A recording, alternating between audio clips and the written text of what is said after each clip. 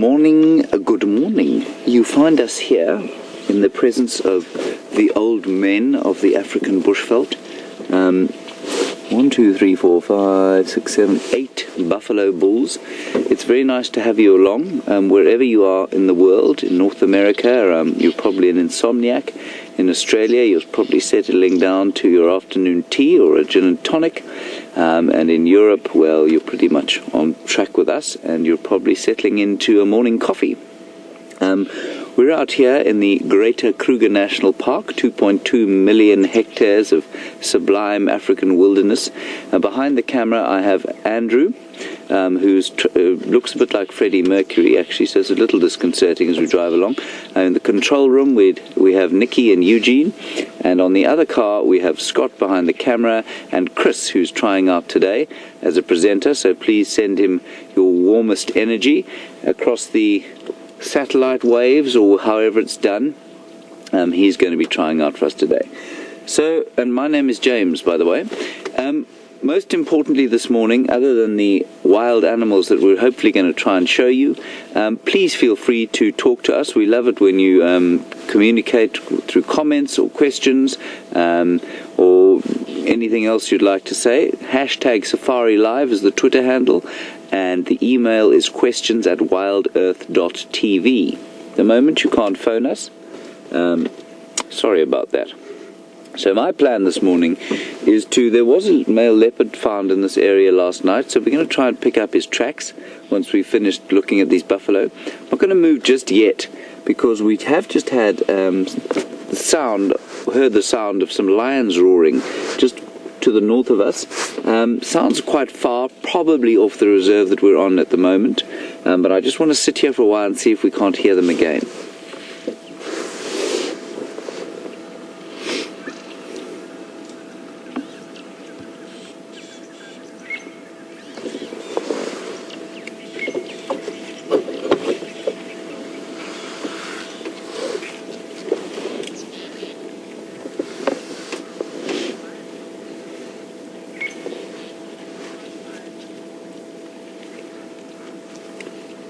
And I believe some of you who've been watching the Juma Cam have had lions or heard lions early this morning at about 5:30. So that's pretty good news.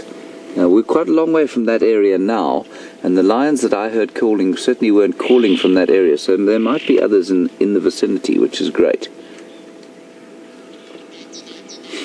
So you can see these old bulls, after an exhausting night of standing about eating grass, are now starting to lie down where they'll chew their cud and spend most of the day doing that. They'll eventually, if it warms up, the temperature outside is about 15 degrees Celsius.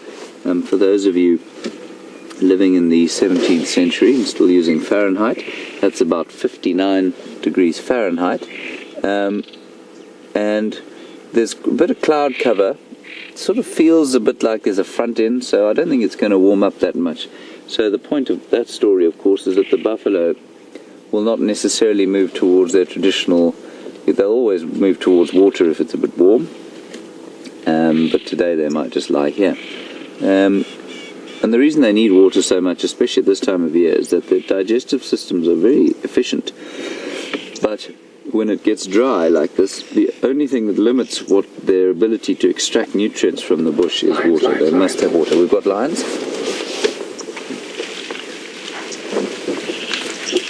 Lions. Andrew, where are they? Straight on the road. Andrew spotted a big male lion coming down the road. We're going to sit right here. Well spotted, Andrew. There's that big male coming down the road. Big black mane male.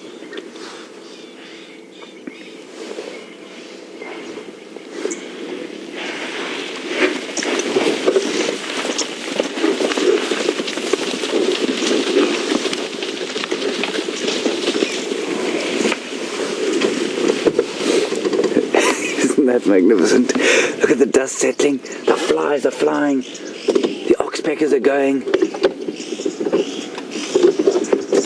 Just sneak a little bit forward. Well spotted, Andrew. Look at him. Here he comes.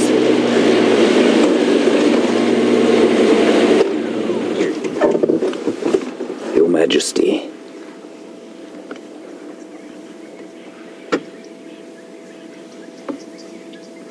one great cat has put all 8 of those huge buffalo to flight.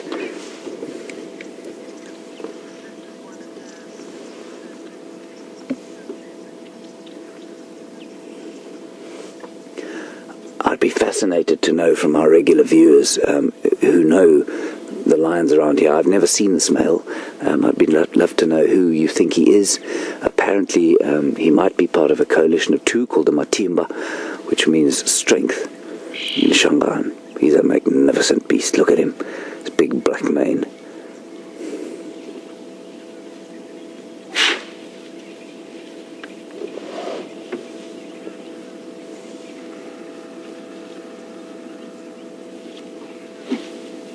That's quite interesting. He's rolling in the buffalo dung. Or certainly where the buffaloes were lying.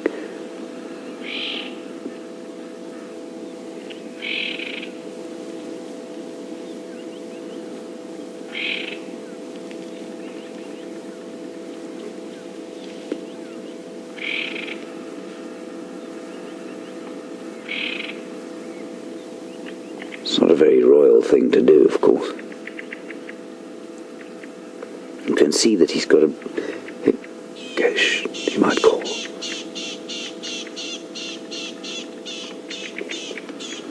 His big black mane is a testament to his age.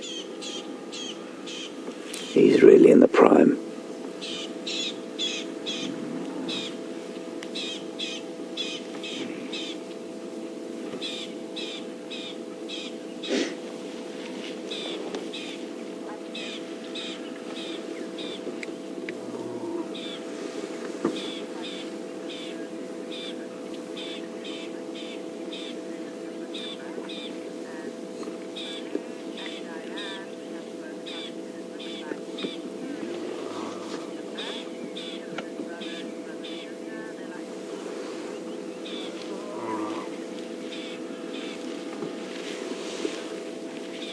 So a few of you have come through and said you think he's a Matimba male.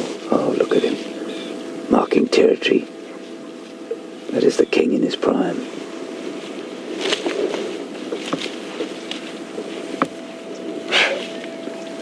And that his brother... he's making some contact calls, so his brother may be around here. I haven't heard a response, though. I'm going to turn quickly.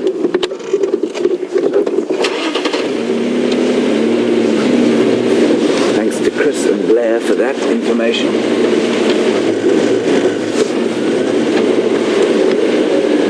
There you can see the buffalo waiting for him. It's a big group of buffalo bulls. And he'll be a little wary of them, but you can see how they responded to him.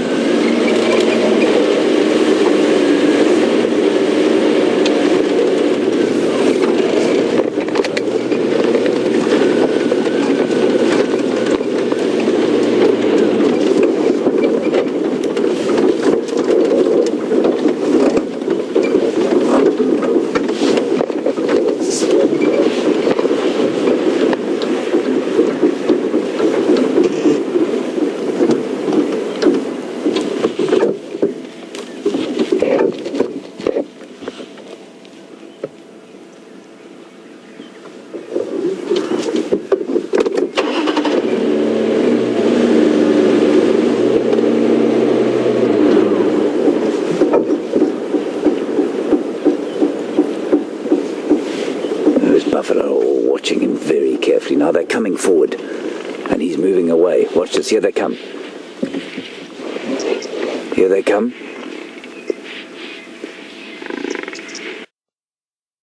Discretion is the better part of valor.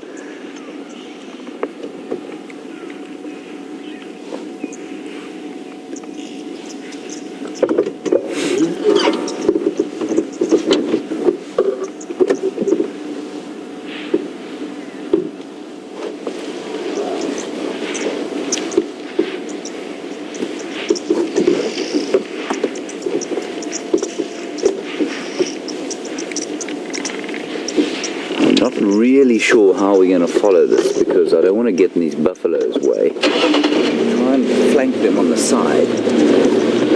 But you can see how they have no patience with this big lion. They're gathered their thoughts, rallied around, encouraged each other, and now they're going to show him what they think of him.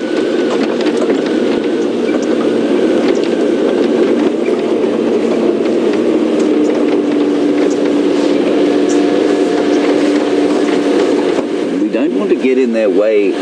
They'll be in a very heightened state of alarm at the moment, so we want to keep our distance.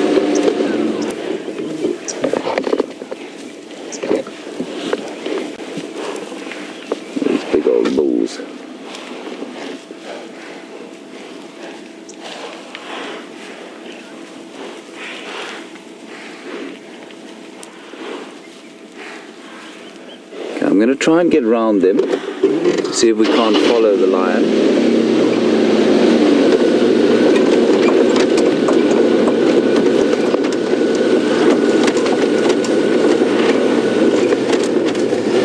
Andrew, they come at the car, you hold on.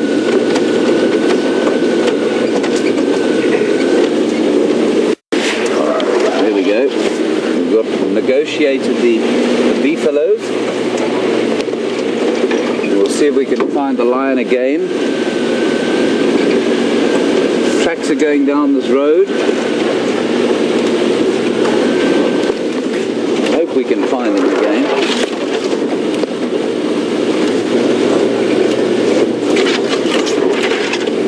See them anywhere, Andrew?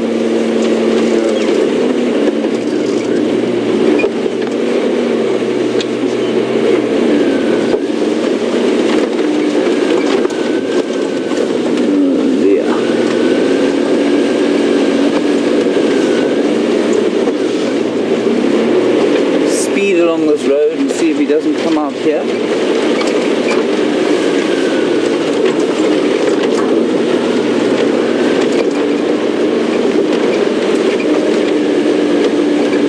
Can't see his tracks on the road. There he is. He's in front of us, marking his territory. Unfortunately, he's heading quite fast towards the southern boundary. We've had an incredible sighting of him. So exciting to see a big male like this in prime.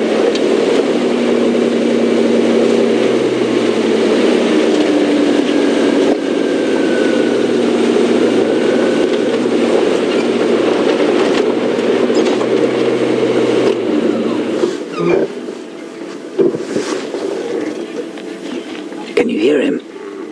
Listen to him.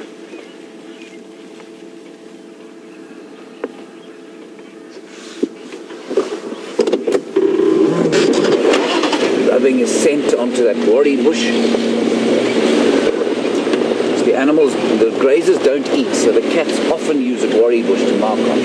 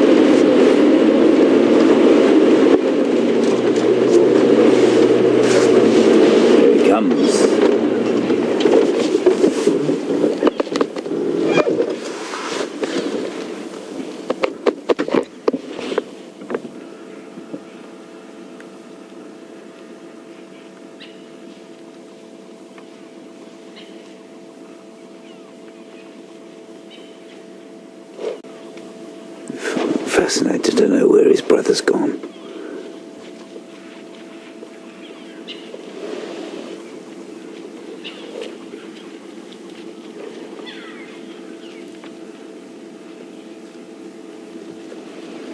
he's listening.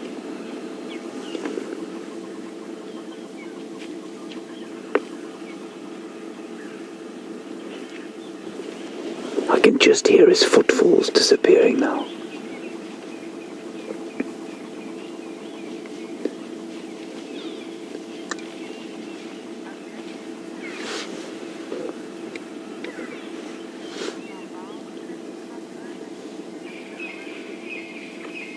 So I'm afraid this is the end of that sighting, because he has crossed our boundary. So what we'll do is we'll drive back up on the same road we were on and see if maybe his brother's behind him. I think it's unlikely. From his direction, I would say that he's probably heading towards his brother. What a magnificent sighting that was. That is a really exciting thing to find after 2 very quiet days we've had, and my first time with a male like that for a great deal of time. Right, so we're going to turn around and see what we can see. I just want to quickly show you his tracks, so you can see exactly what a fresh male lion track looks like.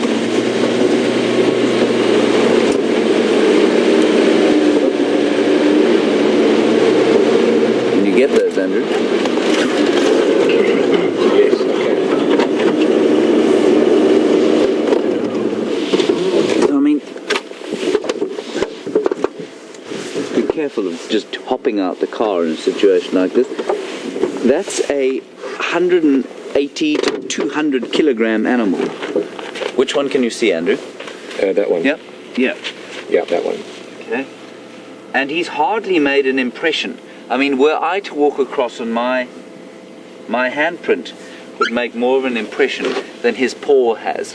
So even though he's 180 kilograms, I'm just looking around, he will leave hardly a mark as he moves. So you can appreciate how difficult it is to track these animals.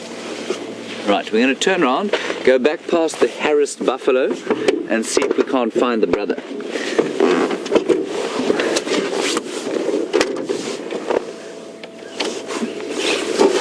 Magnificent start to the day. Well spotted, Andrew. Thank you, sir.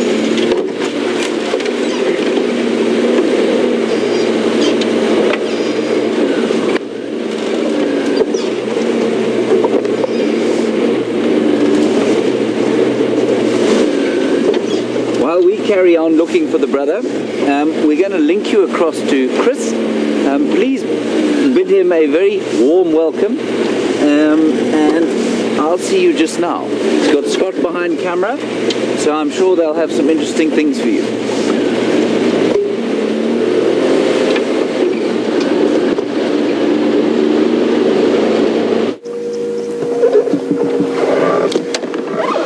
Good morning, everybody. It's nice to finally meet everybody. My name's Chris. I'll be taking you on this portion of the live safari today. Just a little bit about myself. I've been a guide now for roughly about 15 years. Spent the majority of my time within the greater Kruger Park area. And what we're going to try and do today is we're basically following up on that male leopard that was seen yesterday. It's myself and Scott here, and I believe you've had quite a treat that James has provided. And what we'll do, oh, look at the kudu.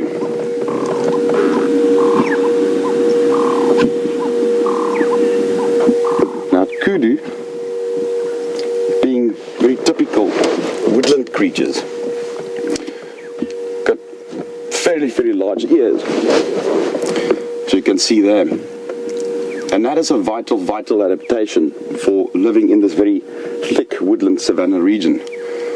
The main predators being leopard and lion, they need early detection methods to be able to early detect, and they rely heavily on their hearing. And very importantly, their camouflage. As you can see, they've got those lateral stripes running down the body, the white facial markings, the markings on the legs. As you can see there, it makes them disappear almost in total.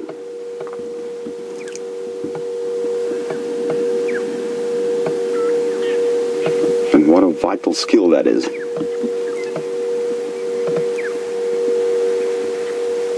Just breaks the outline. merges with the background color.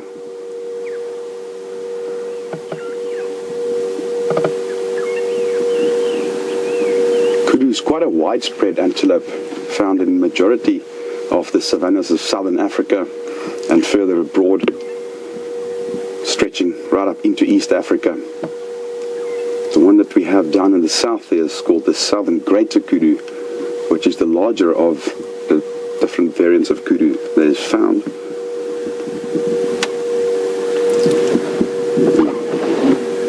These are basically females. The males don't spend all their time with these ladies. They tend to form little bachelor groups out of the breeding season and just momentarily joining up with the females within the breeding season, which are not as clearly defined as what you would find with some of the antelope. For instance, Impala has got a very, very fixed breeding season, very fixed rutting season, where the males physically mate with the females. It would be good if we can see one of those males. They've got these massive, massive corkscrew horns. Definitely, by far, one of my favorite antelope. Right, what we're going to try and do, Scott and I decided we're going to check the scout line. There was some line activity yesterday. We're going to follow up and perhaps we can provide a treat. Never know.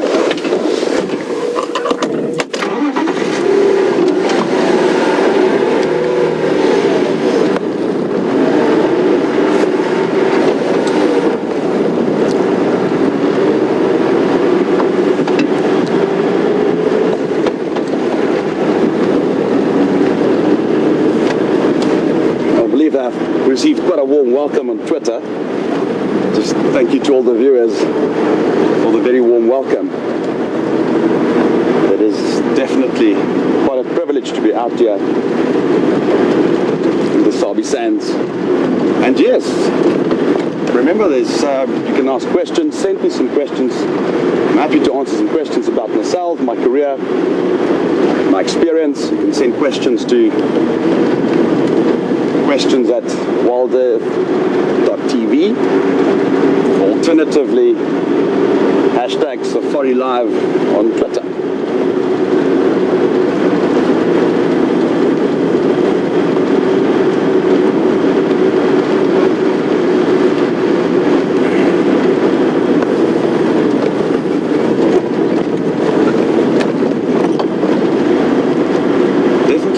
So far that crossed this cut line here, but we'll definitely keep our eyes on the road. Obviously scan on the sides.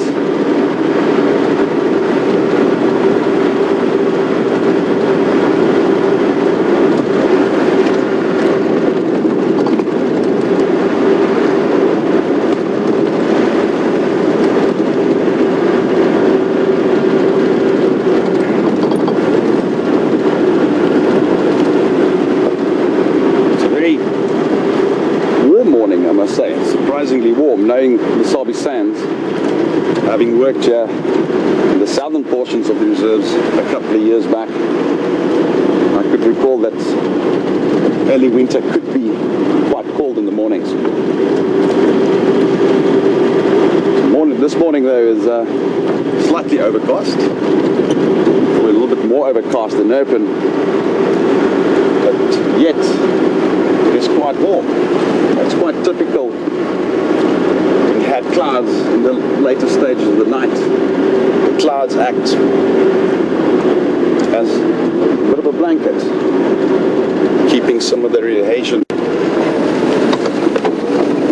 trapped and resulting in a slightly warmer temperature in the morning. However, if the clouds persist, you would find that the later morning temperature, Scott is just helping me out with directions. You want me to go straight and then north? Straight, and up ahead we can turn left. Thank you, Scott. Bit of background. I know Scott and Brent quite well, having worked together in portions of the Kruger Park previously in our careers. Very good friends. I haven't seen Scott in a while, so it's fantastic to be reunited with some of the old acquaintances. Thank you for the opportunity, Scott. It's so good to have you here, Chris.